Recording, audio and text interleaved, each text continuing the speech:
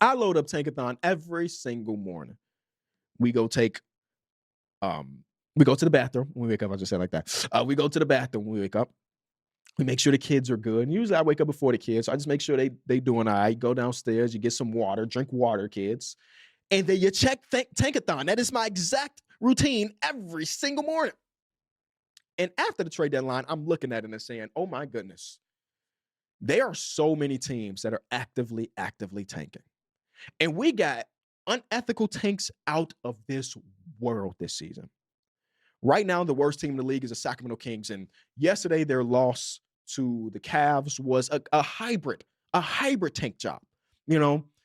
Because this is the thing, Doug Christie has not been shy of benching his guys if they're playing like trash. So it may look like a tank, but maybe it's not. Maybe this is completely ethical tank.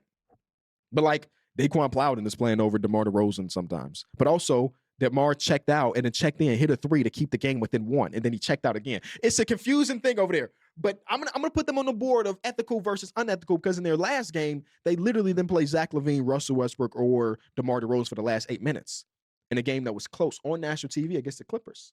So sometimes it's ethical, sometimes it's not ethical. I don't know. I'm gonna put them on the board. The next team, the Indiana Pacers, has been an ethical tank team. But if there's any team that should be incentivized to start unethically tanking, it's them because they traded their pick and it's only top 4 protected. And you look at the teams behind them, you're like, oh, those dudes are bitching all of their guys. So we don't want to drop to the 5th best odds because then we only have, a 14% chance of that pick being number. So far they've been ethical. But if they decide to go unethical with it, I wouldn't even be too mad at them. Then you get the Pelicans. They're just Pelicaning up. They're not even a team that we should talk about in the context of this because they don't even have their own pick. The Washington Wizards just tank the game so crazy. Do I have the screenshot? I do have the screenshot in my notes. Shout out to me for being prepared. That's not always the case. Obviously, we know AD and Trae Young are not playing for the rest of the season. They had a game against the Brooklyn Nets. And at this time, the Brooklyn Nets and the Washington Wizards had the exact same record. And with that, and they might end up with the exact same record. So when that happens, the team that owns the tiebreaker, which means they won the most head-to-head battles against each other, ends up being higher in the standings. So the Wizards said, we might end up with the same record as the Brooklyn Nets, right? We don't want to have that tiebreaker. So we already got our star players out for the rest of the season. But guess what? Bilal Coulibaly, you not suiting up today. Keyshawn George, you not suiting up today. Trey Johnson, you're not suiting up today. He was not with the team. I don't even know what that's about. Alex Sarr, you are not with the team. 4 of their top 5 players this season, 4 of their top scorers were just out. And the Brooklyn Nets, they played their guys, and they spanked that ass because of it. But I tuned into this game because it's the first game of the day the other night, and I was just patiently waiting for OKC versus the Houston Rockets. It's like, okay, even though I know these teams are not very good, it's an NBA game at the end of the day. There is a guy that checked into the game, and this rarely happens for me, y'all. It is my job to follow the NBA, and I take pride in my job. I try my very best to be the best at my job possible. There is a guy that checked in for the Wizards in this game that I audibly said, who the hell is that? His name, Keyshawn Gilbert. And I don't mean that in any disrespect to Keyshawn himself. I looked it up. He had just signed a 10-day contract. So it's just, you know what I'm saying? So this was his literal first game of his NBA career. So shout out to him. Congratulations on making it to the league because everybody, not only 0.1% of people can ever say they did that. And you did that. So congratulations. But that is where they were in their tank. Not only was this his debut, he played nearly 30 minutes. 30 minutes. They started Tristan Vucevic. 30 minutes. So they unethically tank it. Unethically.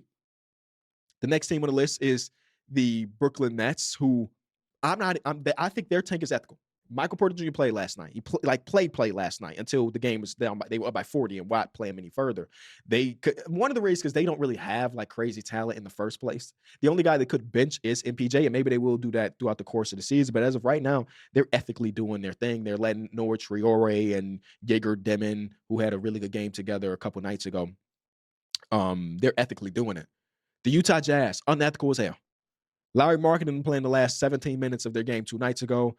Jared Jackson Jr. only played 25 minutes, as we mentioned earlier. They're really benching their guys. And yesterday, I'm telling you, bro, in that game versus the Orlando Magic, they basically, I don't even have a basketball here. They basically were just saying, here, take this, go score. Here, take this, go score. Here, take this, go score. And it was like, and the funny thing is, the Orlando Magic almost didn't do it. The Orlando Magic almost lost this game. Not only were they saying, take this, go score, they were saying, ref, I fouled him. Why you didn't blow your whistle? I fouled him. They was getting them to that line, bro. And it's so crazy to watch in real time. And I bet Adam Silver's not happy about it. I bet he's not. Because one of the reasons of shrinking the odds is to prevent stuff like this from happening. And it's literally happening to the highest degree. The Dallas Mavericks aren't tanking. They just don't have a ton of talent. And in my mind, that's an ethical tank. They're not benching Cooper Flag down the stretch if the game is close. No, Cooper Flag, I watched Cooper Flag last week take 2-game winning attempts and miss them both. But like they were in those games. They just happened to lose. So ethical tank. The Memphis Grizzlies just blew their team up. They don't have anybody to bench anyway. Ethical tank. The Milwaukee Bucks, ethical tank, even though they're on a 3-game win streak. They're literally not tanking. The Bulls, ethical tank. And the reason I'm bringing all of this to your attention is because I think the NBA should okay, I was about to make a joke about rigging it, but I recognize everybody that joke wouldn't hit too well with everybody. But something has to be done with the tanking system. I think I don't have a suggestion of what that is, right? I think the NBA itself is to blame for the tanking. But I don't know how we could fix what is happening. And maybe the fix is simply don't watch those teams for the last 30 days. This is where where we're at right now, or leading up to the All-Star break, or maybe right after the All-Star break, that is where people like my dad get into the NBA. And he's not going to tune into a Wizards game regardless. So maybe it doesn't matter in the grand scheme of things for the casual fan. But I just be thinking, sometimes I try to think through the lens of the casual fan. Like, if I am a guy that's trying to keep up with the league, yeah, maybe I don't care that the Wizards are not playing any of their guys. So maybe it's not a problem. It is also funny that over the last few seasons, because of the shrinking odds, that the worst team has not got the first pick. The worst team hasn't got the first pick out of the last couple of years. Like, it just doesn't happen often. Like, the Detroit Pistons were trash for 3 years in a row, and they ended up with the 5th pick all of those years, except for the K year, 7 K year. But, like, they got the 5th pick so many times and not. And then last year, Cooper Flag, of course, is a jump up. They were barely a lottery team. The Atlanta Hawks, when they got Richase, as a jump. Hey, let me look. I didn't watch their last game. So before I speak out of tongue, let me look and see what Zachary Richase did last game.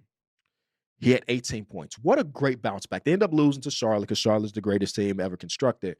But shout out to him because I watched their previous game against Utah. It was a down to the wire, interesting game, even though, again, the Jazz weren't playing anybody other than Isaiah Collier, who's basically John Stockton, if you didn't know.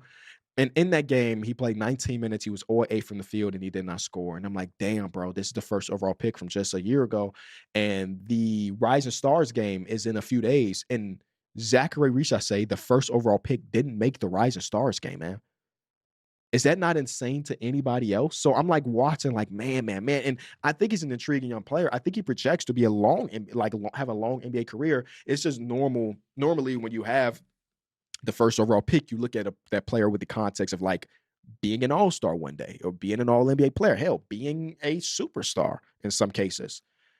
Richase, maybe it's because of the draft class that he was in, you don't look at him through that context. I don't know what Hawks fans is like, yeah, he's going to be an all-star one day. I think a lot of Hawks fans look at him and say, hey, he's going to be maybe the starting small forward here for some time, but maybe never make an all-star appearance. A lot of the comps that I remember seeing before the draft was like Harrison Barnes. Harry Barnes never made an all-star game, but Harry Barnes is feel like 20-year vet at this point and is an NBA champion and everything. And has always been, a full professional in this league. So maybe that's more of the Richase thing. But I don't know. They may hit the lottery again. Who the hell knows? That Pelicans pick is that crazy? Is that valuable? But it did blow my mind when they released that and they were like, yeah, Richase didn't make it. And I'm like, 11 points per game. It's not a lot of spots over there. 11 points per game with no playmaking stats and not much of a rebounder. Yeah, I mean, yeah, maybe he's not a Rising Stars guy. Another winner, really quick, before we go to our last break. Another winner of this trade deadline outside of the teams around them not making moves. OKC got that Clippers pick, and the Clippers just may lose more games than before. They were a team that was climbing and maybe making a playoff appearance. At this time, it just don't feel like a playoff team. So another lottery pick potentially coming in for the OKC Thunder.